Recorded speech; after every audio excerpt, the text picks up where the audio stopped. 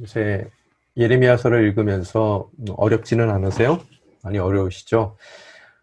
지난번에도 말씀드린 바와 같이 예레미야서는 그 말씀을 이해하기 위해서는 저희들이 배경에 대한 이해가 있어야 됩니다. 그래서 오늘도 우리 순장님들 공부 본문만을 갖고 하는 것이 아니라요. 그 본문의 배경서부터 저희들이 함께 잠깐 살펴보기를 원합니다. 이들이 살고 있었던 시기, 오늘 예레미야가 놓여있는 이 시기는 급변의 시기이죠.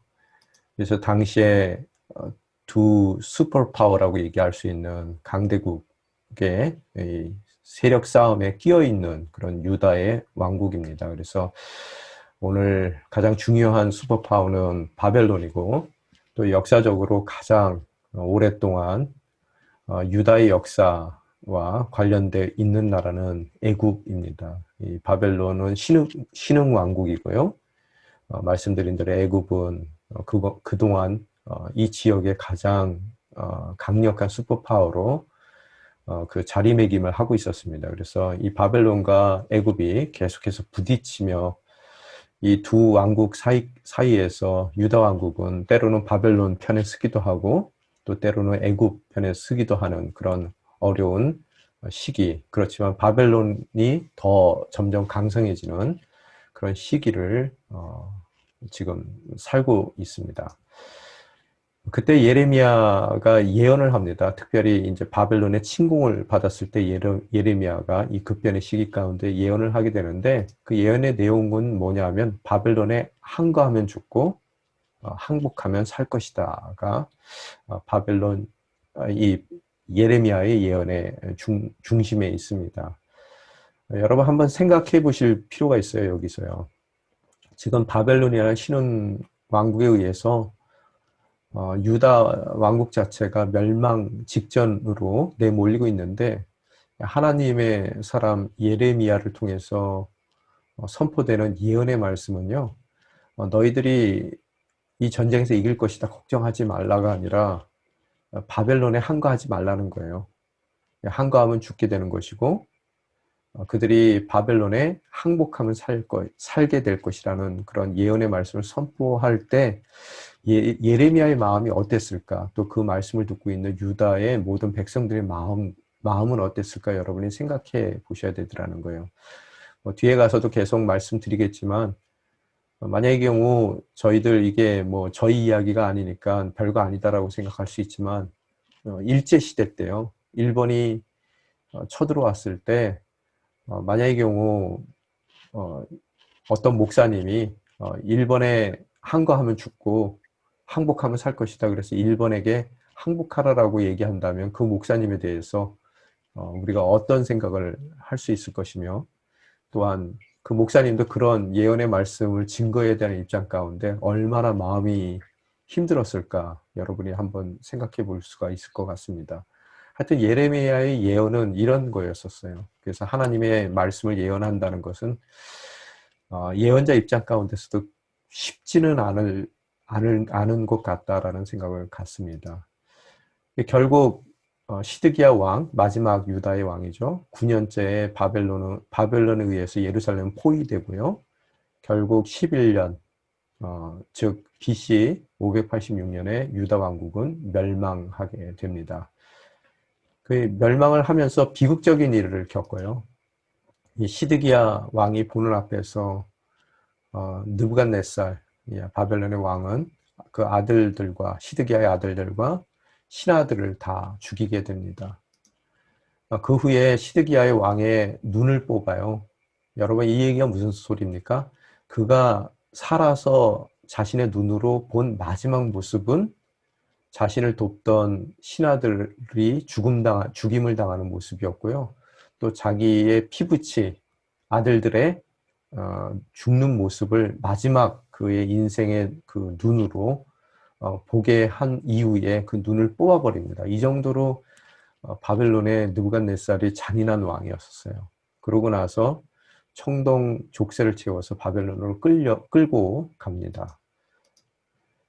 그러나 이 바벨론 왕의 배려를 받게 돼요. 누가요? 예레미야가요. 그래서 39장 11절서부터 12절까지 나온 것 같이 그때 바벨론 왕 느부갓네살이 경호대장 느부사라단을 통해서 예레미야에 관해 명령을 내렸다. 그를 데려다 돌봐 주어라. 그를 해치지 말고 그가 내게 말한 대로 그에게 해 주어라. 라고 느부갓네살, 그 잔인한 느부갓네살 왕이 예레미야를 배려해 줍니다.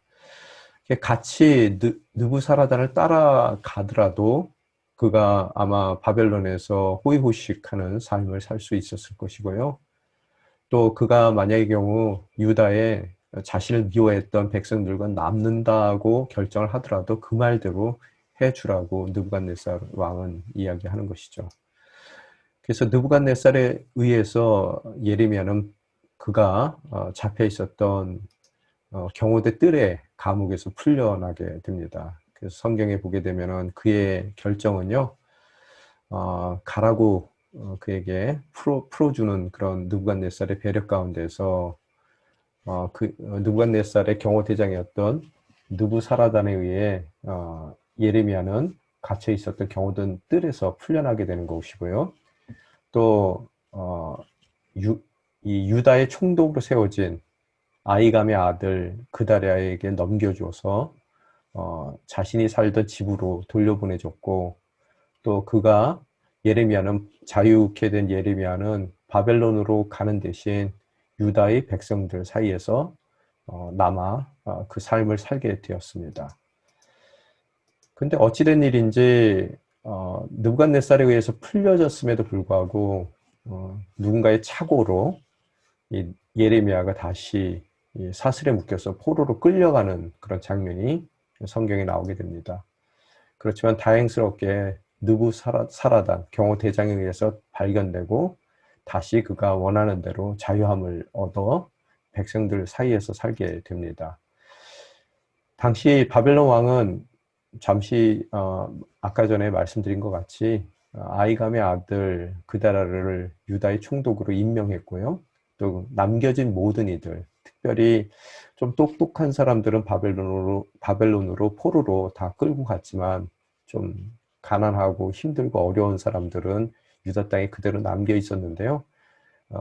그가 바벨론 왕이 세웠던 아히감의 아들 그다랴에게 그 가난한 사람들, 남겨진 자들을 모두 맡기는 일이 일어나게 됩니다.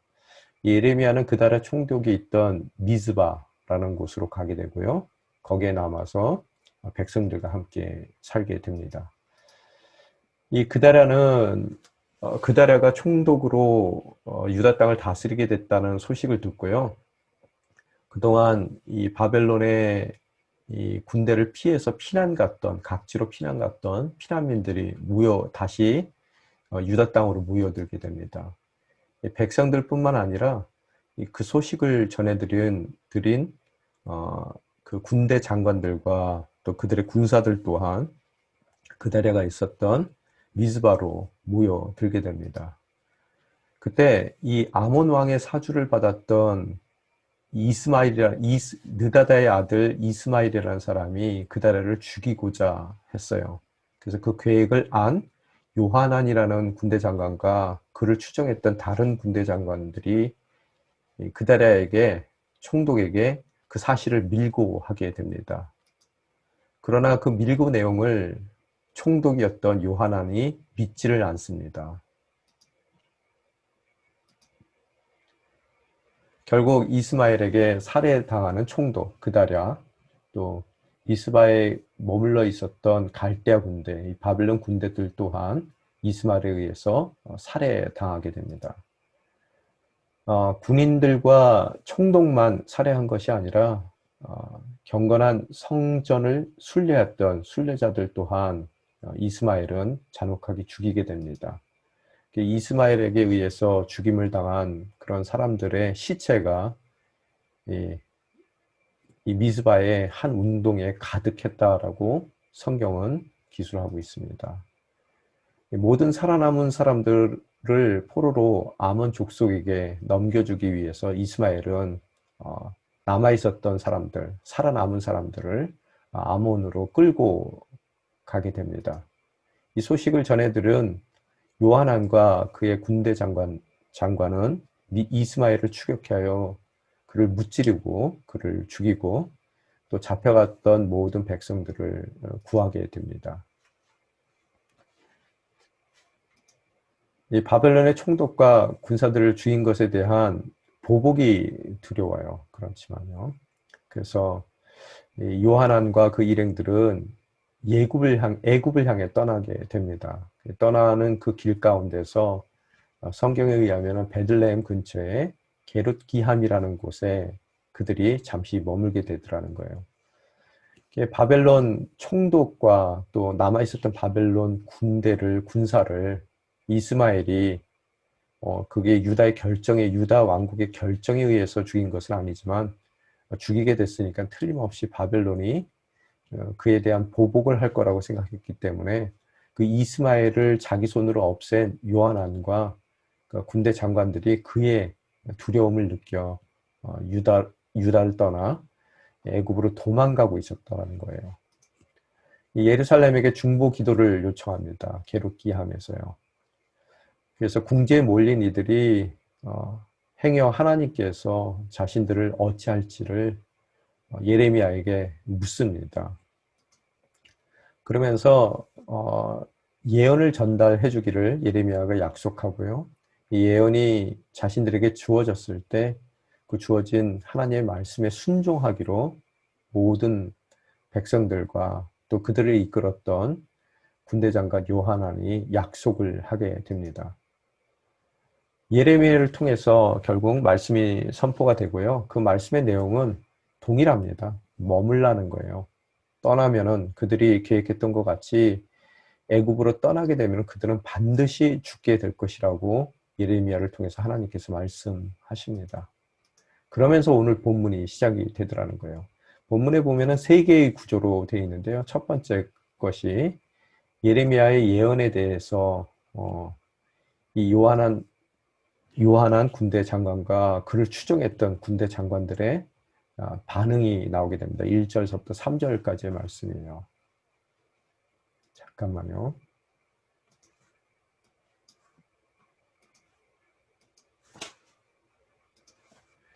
또 두 번째 그 단락으로는요. 하나님의 말씀에 불순종하면서 백성들을 이끌어 다베네스, 애굽의 한 도시의 이름입니다. 그런 애굽 땅으로 건너간 요한안과 군대 장관들의 모습을 바라볼 수 있고요. 불순종하는 그들의 모습. 세 번째 마지막으로 그런 불순종해서 애굽 땅으로 건너간 이 요한안과 그를 추종했던 군대 장관들에게 보여주는 예레미야를 통해서 보여주는 예언적인 상징을 우리들이 바라볼 수 있습니다. 또한 그 상징이 무슨 뜻인지를 해석해 주는 그런 해석을 우리들이 바라볼 수 있습니다. 그러면 언제 오늘 본문 말씀이 일어났느냐는 거예요. 그런 배경 가운데, 지금까지 말씀드렸던 배경 가운데. 배경이 어땠다고요? 유다는 이미 망했습니다. 시드기야는 비참한 모습으로 눈을 뽑히게 되는 것이고 바벨론으로 끌려가게 됩니다. 많은 유다 사람들 중에서 똑똑한 사람은 그 시드기야 왕과 함께 바벨론으로 포로로 끌려갔고 이 남아있는 유다 사람들을 다스리기 위해서 그다라라는 사람을 유다의 총독으로 세우고 또 예레미야에게 느부갓네살은 호의를 베풀어서 그를 갇혀 있었던 경호대 뜰에서 자유롭게 풀어주고 그 다음에 예레미야는 바벨론으로 쫓아가 함께 호의호식을 누리는 대신 자신을 미워했던 유다 백성들과 함께 남아 있습니다. 또한 그다랴가 총독으로 세워졌다는 이야기를 듣고 각지에 흩어졌던 모든 유다의 백성들은 다시 유다 땅으로 모이게 되는 것이고 또 백성들뿐만 아니라 도망갔었던 모든 군대 장관, 요하난을 비롯한 모든 군대 장관들이 함께 미스바를 중심으로 유다 땅으로 돌아오게 되는 것이고 그 중에 암몬 왕, 이 유다의 가장 어려운 숙적이죠. 그런 암몬 왕의 사주를 받은 이스마엘이라는 군대 장관이 그다라 그 바벨론 총독을 죽이고 또 바벨론의 군사들을 죽이고 또 많은 백성들을 죽이고 이들을 남은 백성들, 살아남은 백성들을 아몬 왕에게 노예로 포로로 넘기기 위해서 끌려가는 것을 요하난과 군대 장관이 쫓아가 그 백성을 구하고 또 이들이 이제는 총독과 군사들을 죽인 것에 대한 앙심을 품고 바벨론 왕이 자신들을 죽일까 두려운 마음 가운데서 모든 백성들을 이끌고 애굽 땅으로 도망가는 길에 그들이 예레미야에게 예언을 하나님의 말씀이 어떤지를 묻는 그런 환경 가운데서 오늘 본문이 시작되더라는 거예요. 그죠? 그래서 정확하게 얘기하면은 오늘 읽으신 본문 가운데서 1절에 보면은 그 말씀을 말하는 것을 끝냈을 때라고 성경은 이야기하고 있습니다. 그 말씀 뭐가 끝났다고 그래요? 그 말씀 전하는 것이 끝났다는 거죠. 그래서 바벨론이 두려워 이집트로 향하던 군대 장관 요하난과 백성들에게 전해야 할 하나님의 말씀을 모두 전달하는 것을 마친 이후에 오늘 본문 말씀이 시작이 됩니다.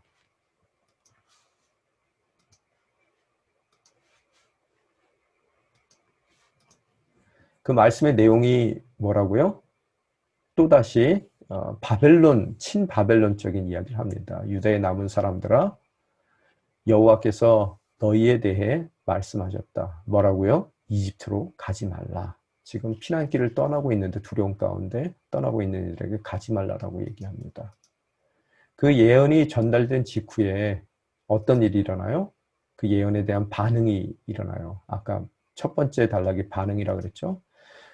2절에 보게 되면 당신은 뭐라고요? 거짓말을 하고 있다. 요하난이 하는 얘기예요. 요하난 군대와 그를 추종했던 군대 장관이 하는 얘기입니다. 당신은 거짓말을 하고 있다. 예레미야가 거짓말하고 있다는 거예요. 우리 하나님 여호와께서 너희가 이집트에서 살기 위해 그곳으로 가지 말라고 말하라고 당신을 보내지 않았다. 자신이 원하는 것과 상반되는 하나님의 말씀을 전하기에 약속대로 하나님의 말씀에 순종하기를 거부하고 요하난과 군대 장관들은 이 예레미야를 거짓말하는 것으로 내몰고 있더라는 거예요. 이것이 이제 요하난과 군대 장관들의 반응이라는 거예요. 우리도 아쉬울 때는 중보 기도 요청을 합니다. 뭐 사업적으로 어렵든지 또 건강적으로 어려워서 우리 인생 가운데서도 바벨론이 있어요. 재정적인 바벨론이 침공해서 정말 겨우겨우 도망은 갔는데 도망갔다 또 우리 인생 가운데서 이스마엘이 있어서 바벨론을 자극해서 이제는 내가 오고 가지도 못하게 이제 보복의 대상이 되어 도망자의 신세가 됐을 수가 있단 말이에요. 그게 재정의 문제든 뭐든. 그랬을 때 우리는 주변에 중보 기도를 요청합니다. 중보 기도 요청했을 때는 제가 말씀만 하십시오. 제가 모든 하나님의 말씀에 순종하겠습니다. 라고 그런 간절한 마음으로 중보 기도를 요청하기를 해요. 그죠? 그래서 전적으로 순종하겠습니다. 약속을 해요. 근데 두 가지 문제가 생깁니다. 문제를 발견하게 되는데요. 첫 번째 뭐냐면요. 애굽으로 떠나는 길의 막막함 가운데서 두려움 가운데서 기도를 요청을 하는데요. 이 기도 요청은요. 떠나기 전에 했었어야 되는 거예요. 그죠? 이미 결정하고 그들은 떠나면서 기도 요청을 하더라는 거예요. 뭐 시기적으로 좀 늦긴 했지만 그래도 기도 요청을 안 하는 것보다는 낫습니다. 그죠? 그래도 좀 아쉬움이 남아요. 왜 떠나기 전에 기도 요청을 하지 않았을까? 두 번째 문제는요. 기도하기에 앞서서 이미 속으로 원하는 바가 있었다는 거예요. 그죠? 우리도 보통 중보기도 요청할 때 보면은 다 원하는 바가 있습니다. 이미 결정했어요. 그런데 왜 우리가 결정한 것이 있음에도 불구하고 하나님께 기도해달라고 요청을 합니까?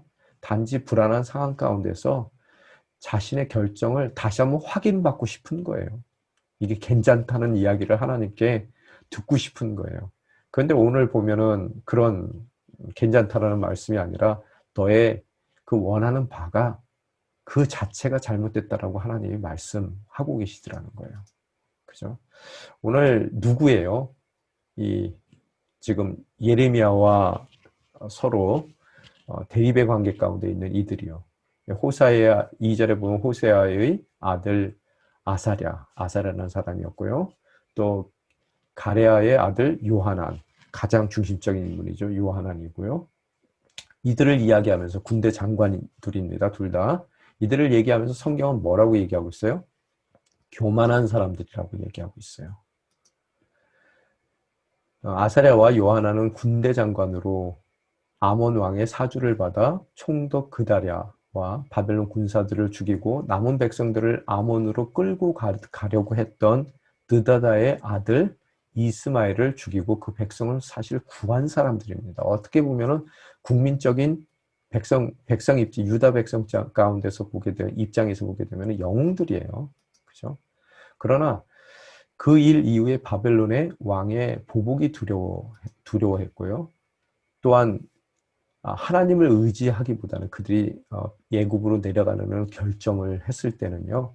그래서 그들이 애굽으로 피난 가는 그 길 가운데서는 하나님을 의지하기보다는 애굽을 의지했던, 보이지 않는 하나님을 의지하기보다는 보이는 애굽을 의지했던 인물입니다.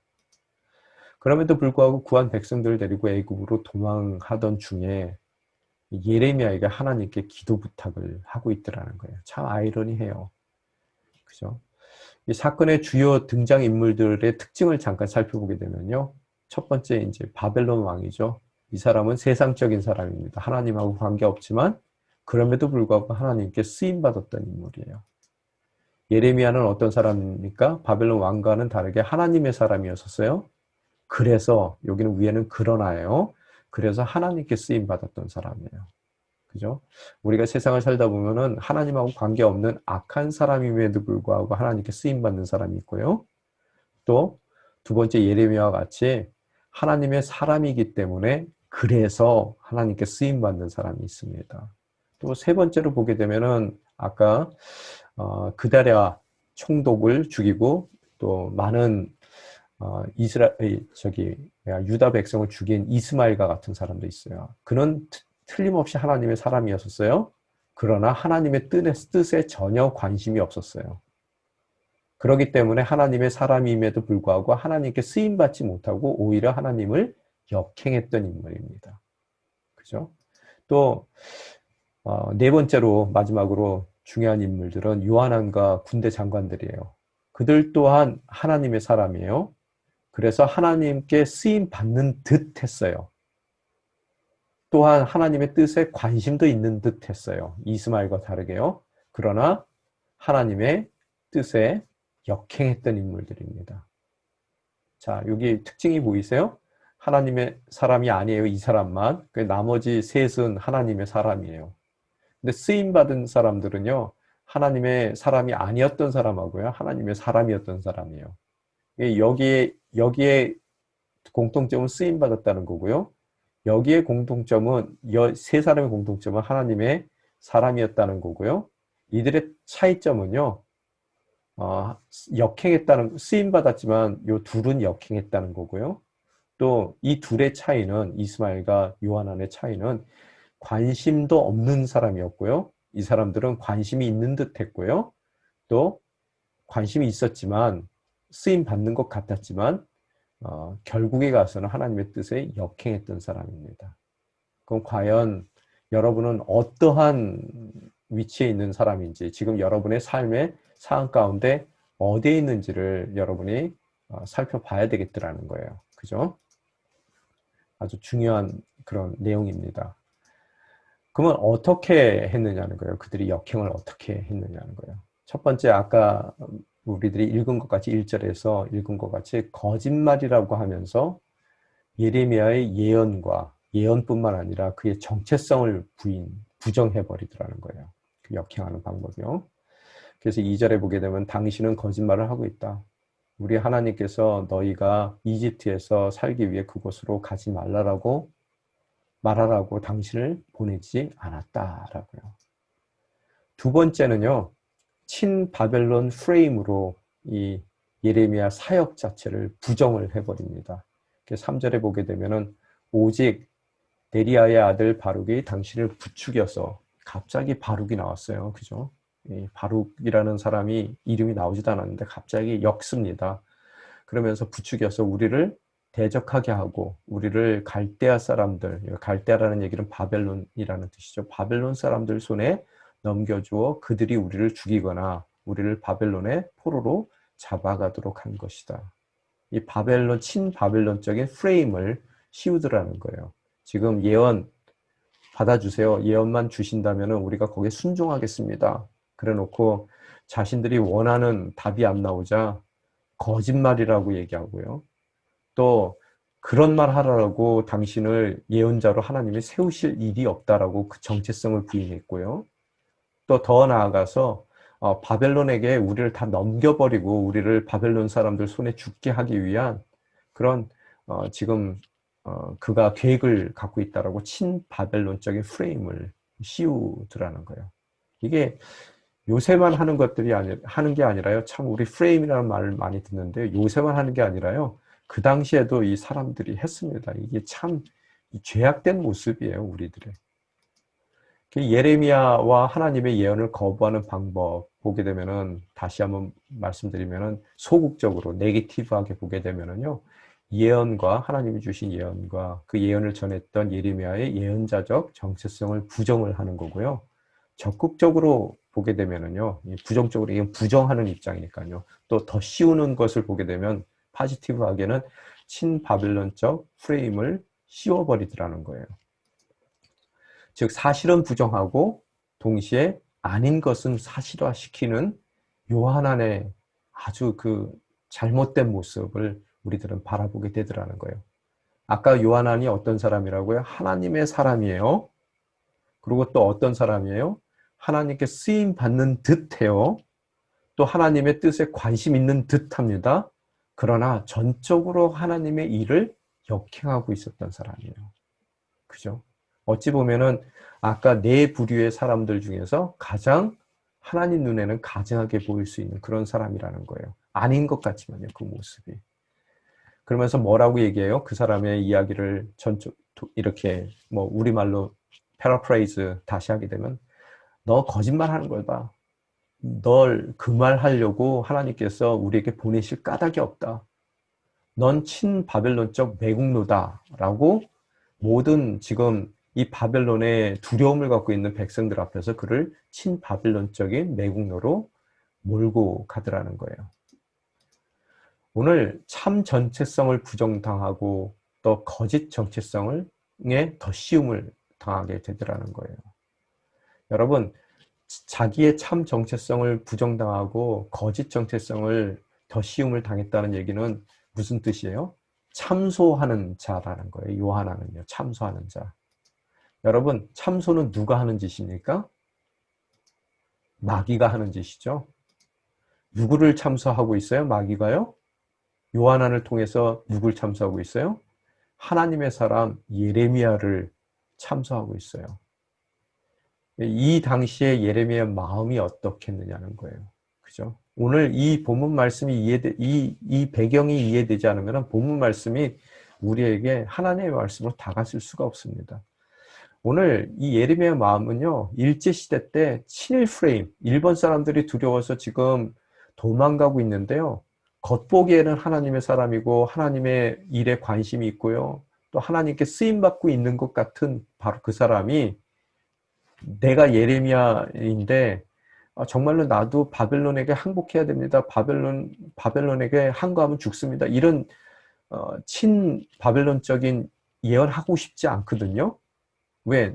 나는 정말로 친일파가 아니에요. 그런데도 그런 친일적인 이야기를 하라고 하나님께서 말씀하셨기 때문에 할 수 없어 그 말씀을 전하고 있는데 오늘 친민족적인 프레임을 갖고 있었던 요한안이라는 사람이 친일 프레임을 걸어버린단 말이에요. 그 마음 가운데 예레미야가 어떤 생각을 가졌겠느냐는 거예요. 여러분, 이렇듯 하나님의 부르심은 절대로 쉽지 않습니다. 어렵습니다. 호세아 같은 경우에도 하나님께 쓰임받던 예언자예요. 근데 그 예언자가 어떤 일을 합니까? 이건 말도 안 되는 고멜과 결혼하래요. 여러분, 결혼이라는 게 얼마나 우리 인생 가운데 중요합니까? 그런데 그런 고멜과 결혼하는 것으로서 정말 그 가정이 가장 어려운 가정으로 치닫는 그런 인생을 살 수밖에 없는 것이 하나님의 부르심이라는 거예요. 그죠? 예수님도 이 땅 가운데 뭐 좋은 모습으로 오셨습니까? 말 구유통에 태어나셔서 가난한 목수의 아들로 자라시면서 나중에 끝내는 하나님의 말씀을 선포하는데도 무슨 프레임에 걸려요? 정치범. 로마 정치범의 프레임에 걸려서 결국 억울한 그런 입장 가운데 자신의 참 정체성은 부정당하게 되고요. 거짓 정체성이 뒤집어 씌우게 돼서 정치범으로 십자가에 처형당하신단 말이에요. 이 하나님의 부르심이라는 것은 결코 쉬운 것이 아니라는 것을 우리는 바라볼 수 있어요. 그죠? 오늘 성서적인 진리 두 가지를 예레미야의 입장에서 발견하게 됩니다. 첫 번째 게 뭐예요? 하나님의 일은 꼭 즐겁지만은 않다예요. 그러나 반드시 해야 될 일이라는 거예요. 방금 말씀드린 것 같이 호세아와 예레미야와 예수님의 경우가 그렇습니다. 그죠? 그래서 보통 교회에서도 그래요. 교회 일 열심히 하면은 여러분 어떻게 돼요? 욕 먹어요? 안 먹어요? 먹어요. 그럼 그런단 말이에요. 내가 이런 꼴을 당하려고 내가 교회에서 순장을 했는가? 그죠? 즐겁지 않습니다. 정말로 힘들어서 다 때려치고 싶어요. 어떻다고요? 힘든 게 하나님의 일이에요.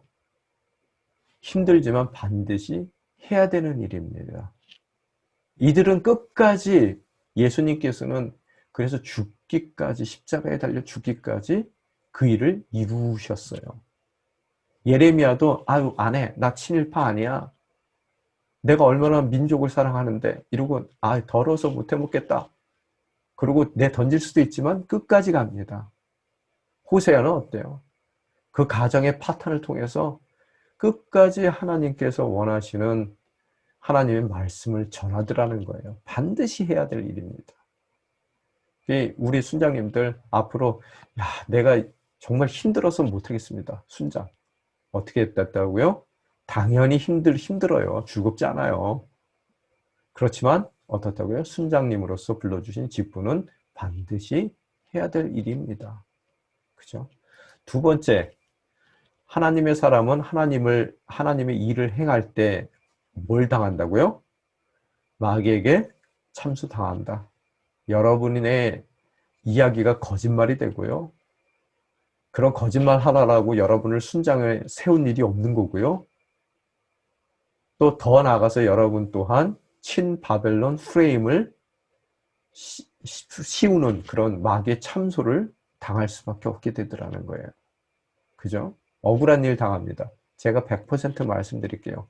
말씀대로 행하잖아요? 그러면은 어떻게 된다고요? 억울한 일 당한다, 안 당한다? 당한다. 그래서 뭐라고 그래요? 베드로가요? 사랑하는 사람들이요. 여러분을 시험하려고 오는 불같은 시험이 있더라도 무슨 이상한 일이 여러분에게 일어난 것처럼 여기지 말고 오히려 여러분이 그리스도의 고난에 참여하게 된 것을 뭐 하십시오? 기뻐하십시오. 이 말씀을 말씀대로 안 읽으니까요. 어려운 일 있다고 다 관독을 해요. 근데 오늘 이 어려움을 주는 사람이 어떤 사람이에요? 하나님의 사람인 듯 하고요. 또 하나님께 쓰임 받는 듯 하고요. 하나님의 뜻에 관심 있는 듯 해요. 또 백성들을 끌려가고 있는 백성들을 이스마엘의 손에서 뭐예요? 구해준 사람이에요. 잊지 마세요. 이토록 마귀들은요, 굉장히 치밀합니다. 여러분, 그의 참소는요, 티나는 참소가 아니에요. 너무나 교활한 참소입니다. 그래서 예레미야가, 에이, 안 해. 관둬. 그러지 않았다는 거예요. 그죠? 오늘 오는 이 불시험이 무슨 이상한 여러분이 안 당할 일을 당하는 것이 아니라요. 당연히 당해야 될 일들을 당하더라는 거예요. 그래서 기뻐하라는 거예요. 왜? 그리스도의 고난에 참여하게 된 것이라는 거예요. 혹시 교회 섬기는 일이 기쁨이 없어서 그만둬야 되겠습니까? 만약 그러한 참소, 즉 불시험을 우리가 경험 못했다면 지금까지 나는 교회 열심히 섬겼는데 나는 그런 참소당한 일이 없어 라고 여러분이 본인에게 얘기했다면요, 참소하지 하는 자는 이미 자기 편이 된 사람들을 시험할 필요가 없다는 거예요. 왜 여러분이 그동안 참소당해 본 적이 없어요? 여러분이 제대로 하나님의 일을 해본 적이 없어요. 하나님 편에 서지 않은 사람들은요, 누구 편에 섰어요? 중립이에요? 여러분, 세상에는 중립이 없습니다. 하나님 편이든 마귀 편이에요. 이 마귀는 자기 편을 굳이 참소할 이유가 없습니다. 그러면 오늘 불시험 당한 적이 없어요. 하나님 일을 했는데요. 제대로 하나님 일을 해본 적이 없는 거고요. 또 오히려 마귀가 생각하기에 하나님 편이기 때문에 참소할 이유가 없습니다. 자기에게 가장 위협적인 대상을 참소하는 것이 마귀예요. 가장 자신의 일을 위협하고 있어요. 그 얘기는 무슨 소리예요? 가장 하나님 편에 서 있어서 하나님의 일을 하는 사람들을 어떻게 하든 꼬꾸라뜨리고 넘어뜨리고, 그죠? 그 일을 관두게 하기 위해서 이 마귀들은 그런 사람들만 집중해서 참소하더라는 거예요. 거짓말이다. 그런 말 하려고 너를 보낸 적이 없다. 너는 친일파다. 그죠? 참 정체성은 부인당하고 거짓 정체성이 더 씌워지는 그런 일들을 겪게 되더라는 거예요. 오늘 여러분이 만약의 경우 어려워, 여러분이 그 교회 섬기는 일이 너무 어려워요. 지금 직장에서 예수 그리스도를 믿는 성도로서의 삶을 사는 것이 너무 어렵다면요, 그것은 뭐예요? 마귀가 공식 인증해 준 하나님의 편이에요. 여러분이 하나님 편인지 아닌지는 하나님이 제일 잘 아실 거예요. 그죠? 그 다음에 그것을 잘 알 수 있는 대상이 누구예요? 하나님을 대적하는 원수들입니다. 누가 자기 싸움의 대상인지를 가장 잘 파악하고 있는 그 존재들이 마귀입니다. 그 마귀들 공식 인증을 받았다니까요. 참소를 당한다면요. 따라서 무슨 이상한 일 당하는 것 같이 여기지 말고 그리스도의 고난에 참여하는 것을 기뻐하라. 오늘 이 말씀, 베드로의 말씀이 이해가 되십니까? 예언에도 불구하고 요한안과 군대 장관들, 결국 모든 백성들을 데리고 애굽으로 향하게 됩니다. 예레미야와 바룩도 함께 그 백성들과 끌려가게 되고요. 7절에 보게 되면은 뭐라고 써 있어요? 곧 남자들과 여자들과 어린이들, 남겨준 사람들과 예언자 예레미야와 네리야의 아들 바룩을 데리고 여호와께 불순종해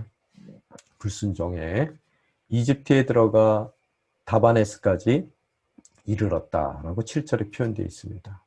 행여 우리 중 중보 기도까지 요청해놓고 그럼에도 불구하고 오늘 불순종하고 우리의 이집트로 들어가 우리 인생 가운데서의 다바네스에 이르러 있는 분이 계시냐는 거예요. 오늘 7절 말씀을 우리 인생 가운데 물어보셔야 되더라는 거예요. 불순종하고 들어가고 이르렀느냐? 우리는 이 하나님의 질문을 받습니다. 오늘 어디예요? 다바네스라고 그랬어요. 다바네스는 이집트의 교통 요충지입니다. 이 나일 삼각주의 동쪽에 위치해서요. 또 아마 굉장히 좋은 곳이라서 바로의 별궁이 있었다라고 학자들이 이야기합니다. 그래서 다바네스에 도착해서 무슨 일이 일어났어요? 상징적인 퍼포먼스가 일어납니다. 그죠? 9절에 보게 되면 뭐라고요? 너는 유다 사람들이 보는 앞에서 내 손에 큰 돌 몇 개를 가져다가 다바네스에 있는 바로의 집 입구에 있는 포장된 곳에 진흙으로, 이 포장된 도로의 도로 틈 사이에 돌로 만들었을 거니까요. 큰 돌들로요. 그 도로들 틈 사이에 있는 진흙에 돌 몇 개를 가져다가 묻으라는 거예요. 근데 그곳이 어디예요? 바로의 집 입구예요. 그죠? 그 상징적인 퍼포먼스의 의미가 뭐냐는 거예요. 하나님께서 그 의미를 직접 설명해 주십니다. 뭐라고요? 내가 내 종 바벨론 왕 느부갓네살을 불러서 여기에 내가 묻은 이 돌들 위에 그의 보좌를 둘 것이니 그는 그 위에 왕의 큰 장막을 펼칠 것이다. 느부갓네살이 와서 이집트를 땅을 공격해 죽을 사람은 죽이고 사로잡을 사람은 사로잡고 칼에 맞을 사람은 칼에 맞게 할 것이다. 무슨 소리입니까? 오늘 그들이 이주해온 바로 이 땅 가운데 느부갓네살이 쳐들어오게 되는 것이고요. 남으면 살 것이다, 떠나면 죽을 것이다 라는 말씀에 의해서 이집트에 있는 모든 사람들, 죽어야 될 사람들 죽고요. 사로잡힐 사람들은 사로잡히고 칼에 맞을 사람은 칼에 맞게 될 거라고 주님께서 말씀해 주십니다. 그런데 그냥 이 말씀을 직접 해 주시면 되지 왜 상징적인 퍼포먼스를 먼저 하게끔 하고 그 이후에 그 퍼포먼스에 대한 설명을 주시냐는 거예요. 그저 그냥 말로 하시죠. 그동안은 상징적인 행동 잘 안 하셨잖아요. 근데 왜 이 시점에 와서 상징적인 퍼포먼스를 갖다가 먼저 하게끔 주님께서 명령하시냐는 거예요. 바로 그 위치가요. 바로의 집 입구에 있는 포장된 도로의 그 진흙에 몇 개의 돌을 묻으라 그랬어요. 큰 돌을요. 여러분, 바로의 집 입구가 어떤 장소예요? 재판하는 장소죠. 그죠? 광화문 내거리라는 얘기죠. 그래서 가장 바쁜 장소예요. 사람들이 들락날락하는 그런 장소이고요. 아마도 모든 유다 사람들이요. 유다 사람들이 하루에 몇 번씩이나 비즈니스 하기 위해서 거기를 왔다 갔다 해야 될 바로 그 장소입니다.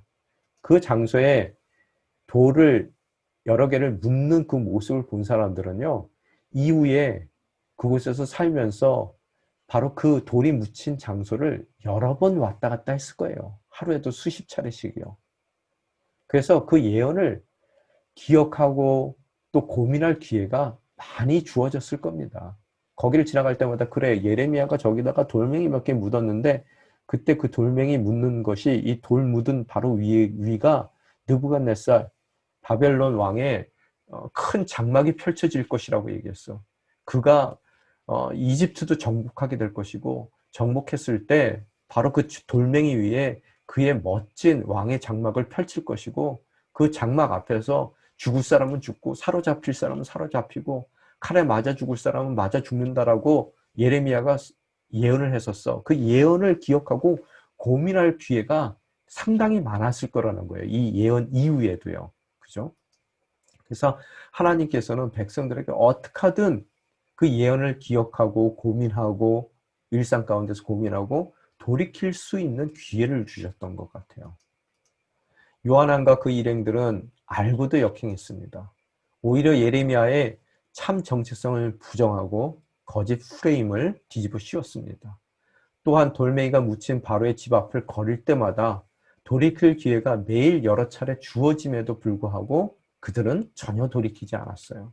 결과는 어떻게 됐습니까? 자기도 죽고 따르던 백성뿐만 아니라 자신들이 의지했던 바로까지도 이 애굽까지도 망하게 돼버리더라는 거예요. 결론 맺습니다. 오늘 우리는 누구입니까? 느부갓네살과 같은 인생이에요. 세상 사람입니다. 그러나 하나님께 쓰임 받고 있었던 인물이에요. 아니면 우리가 이스마엘입니까? 하나님의 사람이었어요. 그러나 하나님의 뜻에 전혀 관심이 없고 자신의 이익만을 위해 하나님의 뜻을 역행했던 인물입니까? 요한안과 군대 장관들과 같은 인생이에요. 하나님의 사람인 것 같아요. 그러나 이중적입니다. 자신이 원하는 부분에서만 순종하는 듯해요. 그러나 이익이 상충될 때 철저히 역행하여 하나님의 사람을 참소까지 하고 있습니까?